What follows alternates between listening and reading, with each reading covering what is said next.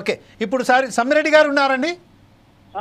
సమ్మిరెడ్డి గారు, ఇప్పుడు మనం ఒక చెరుకూరి రామారావు గారు ఏదైతే మాట్లాడారో చాలా గాథ విషయం.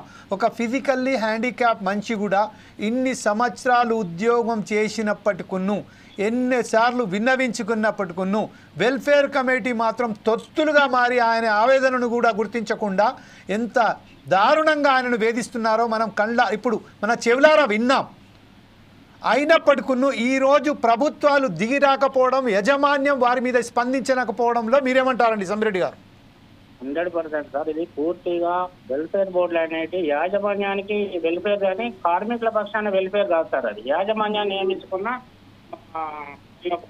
కార్మికులను ఎట్లా అనగదొక్కాలి, కార్మికుల యొక్క అవసరాలని వీళ్ళ ద్వారా తెప్పియడం, ఏదైతే యాజమాన్యం చెప్తుంది అనుకుంటుందో అది వీళ్ళ ద్వారా తెప్పించి కార్మికుల్ని పక్కదో పట్టడం కోసం ఏర్పడే వెల్ఫేర్ బోర్డ్స్.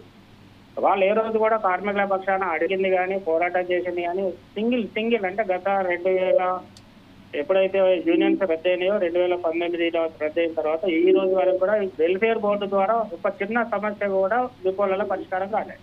అది ఏ కార్మికుని అడిగినా చెప్తారు. ఇక వెల్ఫేర్ బోర్డులు ఉన్నాయి, వాళ్ళకు సెలవులు వాళ్ళ సొంత అవసరాలకు వినియోగించుకుంటారు వాళ్ళంతే. ఇప్పుడు వెల్ఫేర్ మెంబర్ రాకపోతే ఆయనకు మస్తు ఇస్తారు. అదే కార్మికుడు వాళ్ళ ఇంట్లో నాన్నకో అమ్మకో తల్లికో చెల్లికో జ్వరం వచ్చిందంటే ఒక లీవ్ దొరికే పరిస్థితి లేదు, ఇంతకుముందు మీరు చెప్తున్నట్టుగా. కాబట్టి ఏంటంటే ఇది నిజంగా మానవీయ కోణం అనేది ఆర్టీసీలో ఏ కోశానా లేదు సార్. నిజం చెప్తానంటే ఇంతకుముందు మీరు చెప్పిన వినియోగించుకున్న గొంగలి పురుగుల కంటే హీనంగా ఒక రామారావు గారిని చూడటమే కాదు, ప్రతి కార్మికుడిని గదే కోణంలో గట్లనే ఆర్టీసీ యాజమాన్యం చూస్తుంది. అందులో తేడా ఏం లేదు. ఏ కార్మికుడైనా ఎవరైనా కూడా ఆర్టీసీ కార్మికుల కంటే చాలా హీనమైన స్థితిలో బతుకుతున్నారు సార్. వేరే ఆల్టర్నేట్ లేక ఇంకా వేరే చేసుకోలేక చాలా లాంగ్ ప్రయాణం చేసినారు. కాబట్టి ఈ ఏజ్ లో ఇంకే పని రాదు. కాబట్టి అన్నిటినీ మనం దిగమింగుకుంటూ కుటుంబం కోసం అన్ని బాధలు దిగమింగుకుంటూ కార్మికులు పనిచేస్తున్నారు సార్. ఇందులో నిజం చెప్పాలంటే అసలు ఆర్టీసీ కార్మికుల చరిత్ర అనేది ఒక మానీయమైన చరిత్ర. సమ్మిరెడ్డి గారు ఇప్పుడు యజమాన్యం ఏదైతే మా బాధలు ఏంటంటే సమ్మిరెడ్డి గారు యజమాన్యంలో పరిస్థితుల్లో ఆర్టీసీ కార్మికులు ఉన్నాడు. ఈ రోజు ప్రభుత్వాలకు ఎట్టి పరిస్థితుల్లో కూడా మనవైపోవడం లేదు. ఆర్టీసీ అధికారులకు అయితే కళ్ళు నెత్తిలో ఉంటాయి. ఆయన డిపో మేనేజర్ అంటే మొత్తం ఎస్టేట్ మేనేజర్ ఆయన, మిగతా వాళ్ళంతా ఆయన కింద బానిసలు.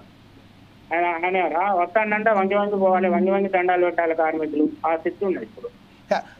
సమ్మిరెడ్డి గారు, ఇప్పుడు ప్రస్తుతం అయితే యజమాన్యంలో ఒక ఐపీఎస్ అధికారి నియమించిన తర్వాత ఇలాంటి మార్పులు, ఇంత ఆవేదనకు గురవుతున్న వారు ఎన్నిసార్లు మొరబెట్టుకున్నా కూడా యజమాన్యం ప్రభుత్వానికి తీసుకుపోయి తన ఏదైతే ఉన్నదో సానుకూలంగా మాట్లాడే బదులు ఆర్టీసీని ప్రైవేటీకరణ దిశగానే తీసుకెళ్తున్నది అని చెప్తున్నారు. ఇంకొక విషయం ఏంటంటే ఇప్పుడు ఏదైతే అవుట్సోర్సింగ్ ఎంప్లాయీస్ సంబంధించిన ఈ సర్క్యులర్ కూడా జారీ అయింది.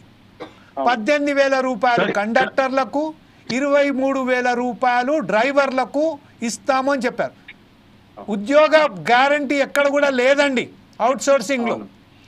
అంటే ఇదొక కుట్రపూరితంగానే ఆర్టీసీని ప్రైవేట్ పరం చేయాలనే ఒక కుట్ర పన్నుతున్నదని ఖచ్చితంగా మీరు భావిస్తున్నారా?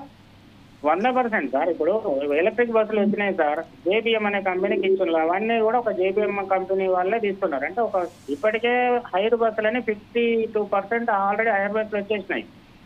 ఒక డిపోలో 100 బస్సులు ఉంటే అలా మినిమం 49-50 బస్సులు హైర్ ఎలక్ట్రిక్ బస్సులు వస్తున్నాయి. ఈ రకంగా అవుట్ సోర్సింగ్ అనేది ప్రతి దగ్గర ఇప్పుడు గత 20 ఏళ్ల నుంచి అవుట్ సోర్సింగ్ అనేది వస్తూనే ఉన్నది. ఇప్పుడు నామమాత్రమే ఆర్టీసీ అనేది. ఈ టోటల్ ఆర్టీసీ కార్మికులలో ఈ 45-46 వేల మంది కార్మికులు ఇంకో 4-5 ఏళ్లలో వీళ్ళు కూడా అంత రిటైర్మెంట్ అయిపోతారు. 4-5 ఏళ్ల వరకు ఆర్టీసీ అనేది కనుమరుగైపోతుంది, అందులో సందేహమే లేదు సార్. కానీ కనీసం ఉన్న వాళ్ళకన్నా వాళ్ళు బెనిఫిట్స్ ఇస్తారా అంటే అది కూడా రాజు రంపాన పెట్టి వీళ్ళు ఉత్తరు కొడుతారు వాళ్ళకి.